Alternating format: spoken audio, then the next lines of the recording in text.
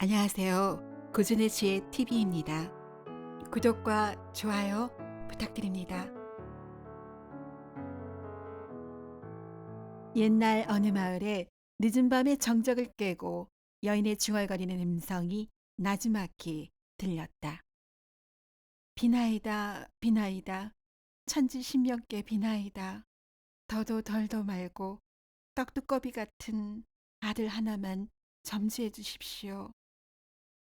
나이 40이 거의 다 된 김진사의 아내가 하루도 거르지 않고 오늘도 정화수를 떠놓고 늦은 밤까지 치성을 드리고 있는 것이다. 그 애타고 간절한 마음이 읊조리듯이 내뱉는 말 마디마디에 맺혀 있었다. 손이 귀한 집안에 시집온 지 여러 해가 흘렀지만 안타깝게도 아직 자식을 얻지 못했다. 김진사는 내심 걱정되고 기다리는 마음도 있었지만 사랑하는 아내가 힘들어할 것이 염려되어 겉으로 내색하진 않았다. 과거에는 대를 이을 자손을 출산하는 것이 혼인한 아내의 중요한 덕목이었는지라 김진사의 아내는 아이를 못 가지니 속이 탔고 이 모든 것이 자기 탓인 듯했다. 그리하여 명산대찰로 이름이 난 산이라는 산은 모두 다니며 지성을 드렸다. 긴 세월 동안 갖은 노력에도 아무런 결실이 없자 아내는 종종 남편을 설득하려 했었다. 여보, 제가 박복하여 아이가 생기질 않으니 저를 내치고 새 부인을 얻어 자손을 보시는 게 어떻겠어요? 부인, 어찌 그리 망극한 말을 한단 말이오? 자손 없는 것이 어찌 부인만의 탓이겠소? 정 여의치 않으면 친척 중에서 양자를 드리면 될 터이니 너무 마음 졸이지 마시구려. 이렇게 부부가 애타게 아이를 기다리는 중에 하루는 김진사의 아내가 치성을 드리고 하녀와 산을 내려오는 길에 목이 말라 옹달샘을 찾는 중이었다. 그때 근처 어디선가 떼까치가 시끄럽게 지저귀어 김진사의 아내가 소리나는 쪽으로 바라보니 바로 옆 나무 위에 구렁이 한 마리가 둥지 안에 새끼를 노리고 있었고 어미새가 온 힘을 다해 막고 있는 중이었다. 김진사의 아내는 어린 새끼가 구렁이에게 먹히면 얼마나 상심이 클까 하는 생각이 들어 구렁이를 향해 소리를 지르며 돌멩이를 수차례 던졌다. 나뭇가지에 돌멩이가 부딪히자 구렁이가 놀란 듯 아래를 바라보았고 이내 스르륵 달아났다. 새끼가 위험에서 벗어나자마자 어미새는 둥지 안으로 다가가 어린 새끼를 보살폈다. 김진사 부인은 이를 보고 다행이다 싶은 안도감 속에서 가벼운 걸음으로 집으로 내려왔다. 그날 밤 남편과 함께 잠이 든 김진사 아내는 꿈에서 낮에 산에서 본 떼까치가 박씨를 물고 자신에게 날아오더니 박씨를 손에 놓아주자 이내 아내는 얻은 박씨를 땅에 심었더니 순식간에 자라서 커다란 박이 열리는 것이었다. 다음 날 아침 꿈에서 깬 김진사 부인은 기이하고 생생한 꿈에 혹시 이것이 태몽은 아닐까 하는 설레는 마음이 들었다. 얼마 지나지 않아 김진사 부인은 입덧을 시작했고 10달이 찾아 귀한 옥동자를 낳았다.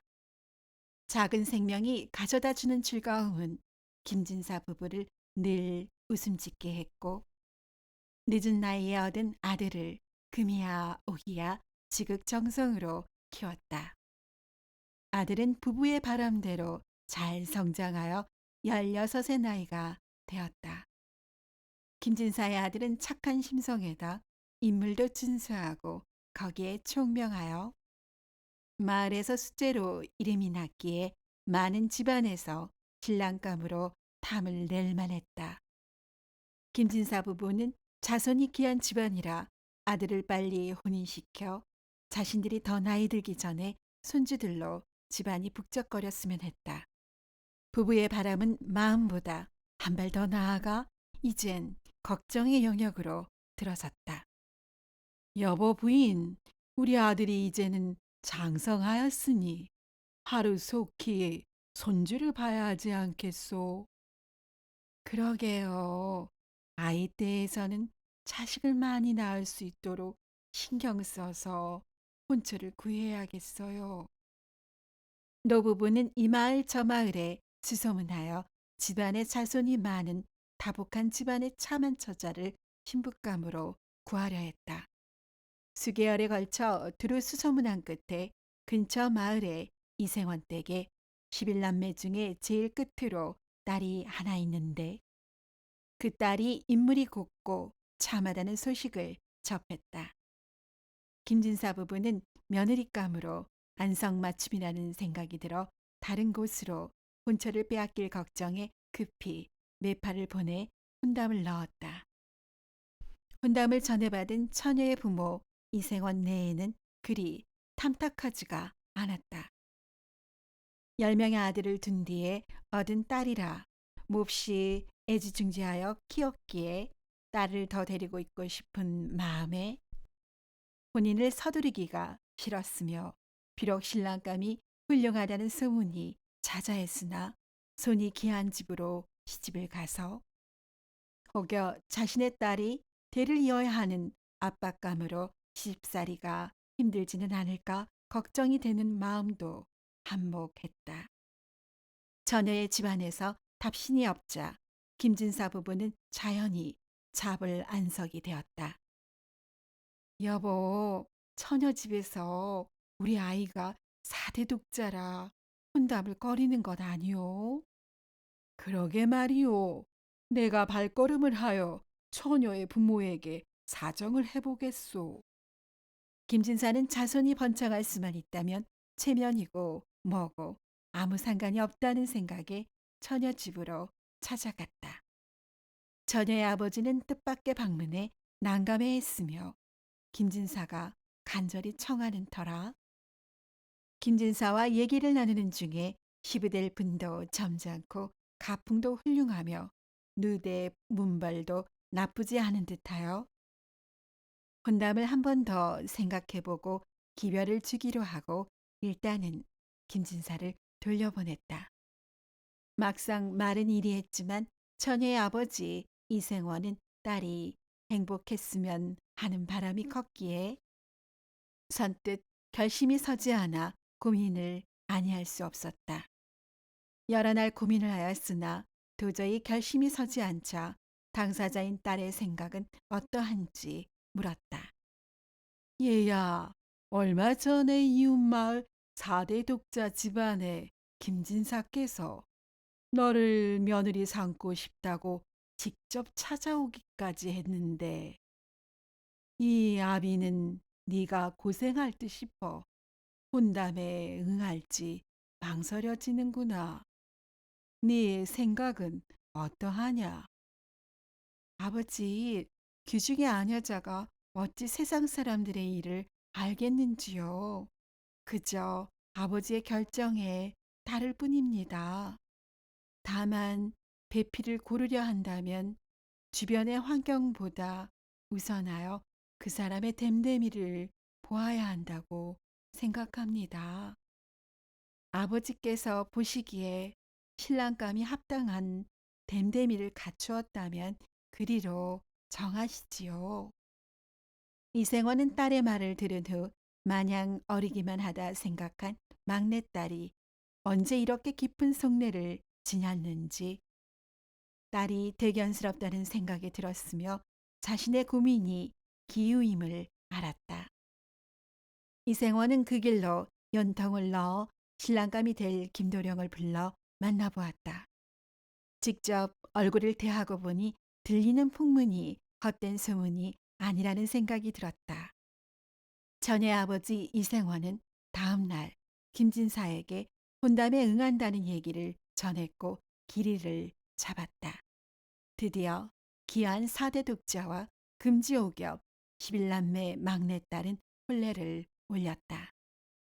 며칠 후 신혼부부는 손주를 보고 싶은 마음이 간절한 김진사 내외를 모시고 한 집에서 생활하기 시작했다. 김진사네에는 성정이 온화하고 살림을 찬찬히 잘하는 며느리를 보니 며느리를 참으로 잘 들였구나 생각했다. 여보, 우리가 며느리 하나는 잘 들인 듯 싶구려. 그간의 노고가 헛되지 않았어요. 그러게 말이요. 그나저나 떡두꺼비 같은 손주를 본다면 금상첨화일 텐데. 이와 같은 시부모님의 기대 속에 김진사 아들 내에는 서로에게 정이 깊어 부부 금슬이 남다르게 좋았다. 가장이 된 김진사의 아들은 아내를 맞았기에 책임감도 들어 예전보다 더욱 학문에 정진하였으며 먼저 아버지를 이어 진사시험을 치르기로 했다. 세댁은 남편의 공부에 방해가 되지 않기 위해 서로 어느 정도의 거리를 두고 지내자고 약조했다. 서방님, 집안을 번성하게 하려면 하루속히 출사하셔야 하니 당분간 학문에만 전념하셔요. 남편 역시 아쉬웠지만 빠른 시일 내에 소기의 목표를 달성하기 위해 아내의 뜻에 따랐다. 이렇게 몇 달이 흐르자 손주를 고대하던 시부모가 아들 부부의 동장을 살피기 시작했고 김진사는 아들 내외가 각방을 쓰는 것이 며느리의 뜻인 것을 알고 일견대견한 면도 있었으나 부사 걱정도 되었는지라 아내에게 청했다. 여보, 애들이 서로 가까이 하지 않고 각방을 쓰고 있다니 부사가 걱정이구려. 당신이 며느라기에게 얘기 좀 해보시지 그러시오. 새아가 네 뜻은 가상하다마는 우리 집안은 손이 기해 출사보다 더 중요한 것이 후사를 잇는 것이란다. 그만 뜻을 접었으면 좋겠구나. 어머니, 심려를 끼쳐 송구하오나 저희 부부가 아직은 젊으니 후사는 염려 마셔요. 집안을 번성하게 하는 것이 어찌 후사를 잇는 것만 있겠는지요. 다행히 4달이면 진사 시험이려오니 조금만 지켜봐 주십시오. 며느리의 간곡한 설득에 시어머니는 오히려 대견하다는 생각이 들어 남편 김진사에게도 전하여 지켜보기로 했다. 그렇게 시간이 흘러 김진사의 아들은 진사 시험을 치르러 먼 길을 떠나게 되었고 김진사 부부와 세댁은 좋은 소식을 안고 아들과 남편이 돌아오기를 학수 고대하고 있었다. 그러던 어느 날 아침 근처 산에서 수행 중인 노인이 마을로 들어와 양식을 구하다가 김진사 집에 들렀다. 김진사 부인은 과거 산에서 치성을 들이다가 평소 안면이 있는 노인을 반갑게 맞았다. 도사님, 오랜만에 내려오셨습니다. 그렇지 않아도 저희 집안에 새며느리를 맞아들이는 경사가 있었답니다. 오호, 그렇군요. 감축드립니다. 이제 한시름 놓으셨겠습니다. 그런데, 음, 노인은 이렇게 말꼬리를 흐리며 뒷말을 잇지 않고 눈을 지그시 감았다. 김진사의 아내는 노인의 표정이 심상치 않음을 느끼고 그 연유를 묻자 노인이 단호한 어조로 말했다. 부인, 당장 며느님을 내치셔야 하겠습니다. 그렇지 않으면 아드님이 오늘을 넘기기 힘들겠습니다. 결심이 힘드시겠지만 당장 결행하셔야 합니다. 김진사 부인은 뜬금없는 말을 남기고 호련히 떠나는 노인을 멍하니 바라볼 수밖에 없었다. 수행을 하는 노인이 도력이 높다는 소문을 익히 아는지라 김진사의 아내는 노인의 말을 겉으로 넘길 수 없었기에 남편에게 급히 이 사실을 알렸다. 아니, 부인, 자만 며느리를 어찌 그리 쉽게 내칠 수 있단 말이오. 더구나 아들도 부재 중이거늘 자기 아내가 없어진 것을 알면 얼마나 상심하겠소. 김진사의 항변에 일응 수긍도 갔으나 김진사의 아내는 아들의 목숨이 달린지라 수차례 남편을 설득했다.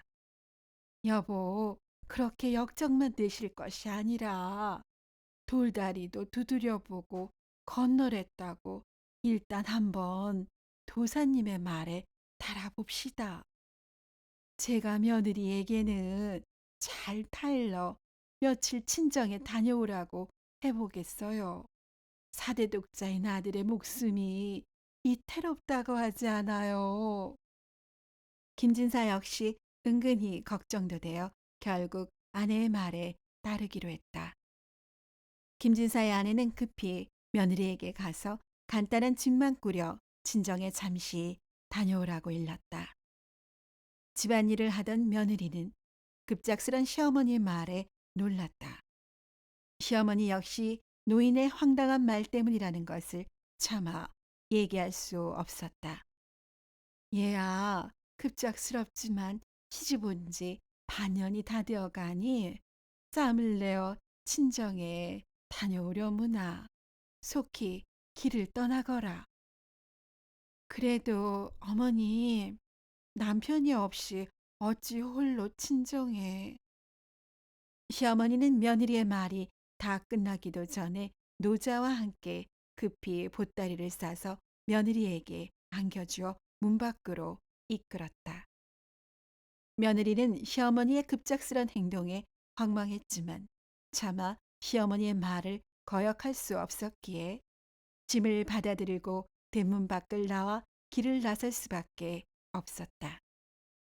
며느리는 일단 길을 나섰지만 만감이 교차하였는데 남편의 부재 중에 일어난 시어머니의 처사는 혹시 자신을 내치는 것은 아닌지 하는 생각이 들자 흘러나오는 눈물을 참을 수 없었다. 시댁에 와서 그동안 자신이 잘못한 것은 없는지 하나 둘 되짚어보기 시작했고 순간 아차 하는 탄성이 흘러나왔다. 자신의 뜻으로 남편과 각방을 쓴 것이 부사를 걱정하는 시부모님의 심기를 불편하게 했다는 생각에 미치자 억울하다는 생각과 함께 후회가 밀려왔다. 이후로 며느리는 눈에서 흐르는 눈물을 멈출 수가 없었으며 울적한 며느리의 마음을 대변이라도 해주는 듯이 하늘에선 갑자기 세찬 소나기가 내리기 시작했다. 새댁은 비를 피할 생각도 없이 그저 흐느끼며 걸을 뿐이었다. 한편 김진사의 아들 김선비는 가명에서 치러진 진사시험을 무사히 치르고 급제하여 합격 증서인 백패를 받아들고 집으로 향했다.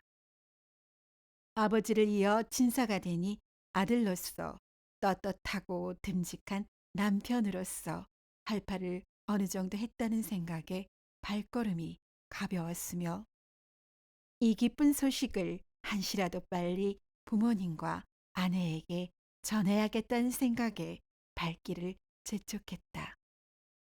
그런데 하늘도 무심하게 갑자기 소나기가 내리기 시작했고 백배가 젖을 것이 염려되어 급히 비를 피해 근처 바위 아래 공간으로 들어섰다.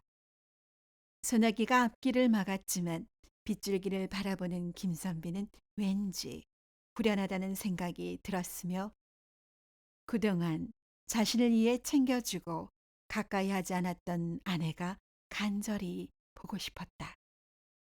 그런데 이게 웬일인가?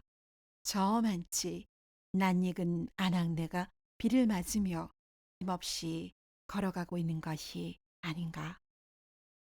집에서 자신을 기다리고 있어야 할 아내가 보퉁이 하나 달랑 들고 비를 피할 생각도 없이 걸어가는 모습을 보고 김선비는 믿기지 않았으며 더는 그 자리에 머물 수 없었다.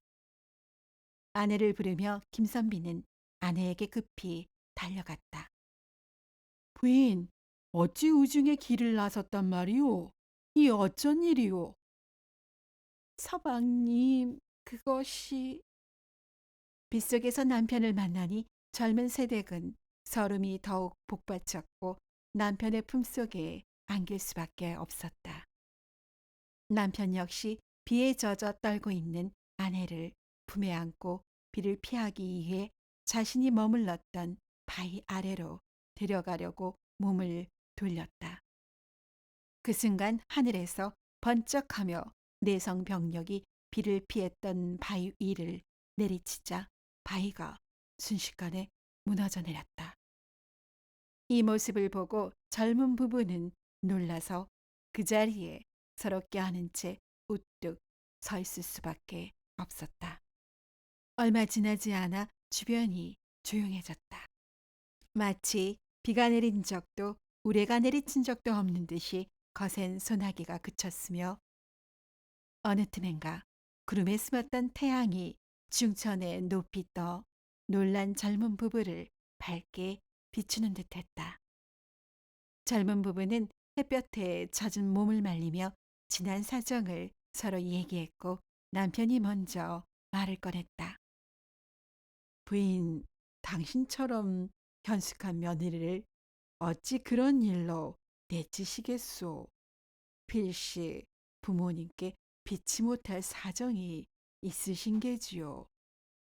나와 함께 집으로 돌아갑시다. 그나저나 부인이 내 앞을 지나지 않았으면 나는 바위에 눌려 세상을 하직할 뻔했소 그려. 우리는 서로를 구하는 천생연분인 듯싶소. 세댁은 남편의 말에 환하게 웃었고 근심이 말끔히 사라져 남편과 함께 시댁으로 돌아왔다. 함께 돌아온 아들 레이를 보자 김진사 부부는 며느리에게 미안했고 아들의 급제 소식에 그저 기쁠 뿐이었다. 더구나 우연히 목숨을 구한 아들의 얘기를 듣고 김진사 부부는 서로를 바라보며 무릎을 탁 쳤으며 비로소 아들 레이에게 아침나절에 일어난 일들을 모두 털어놓았다. 아들과 며느리는 비로소 오해가 풀렸으며 뭔가 모를 신령한 기운이 자신들의 미래를 밝게 안내해주고 있다 생각했다.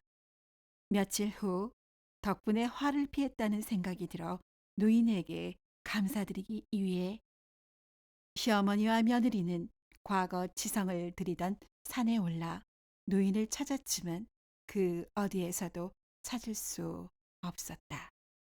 시어머니는 과거 아들을 얻게 되고 또 그 목숨을 구하도록 한 것이 혹여 자신이 염원을 하늘이 들어주신 것은 아닌가 하는 생각이 들었으며 감사한 마음을 오래도록 간직했다.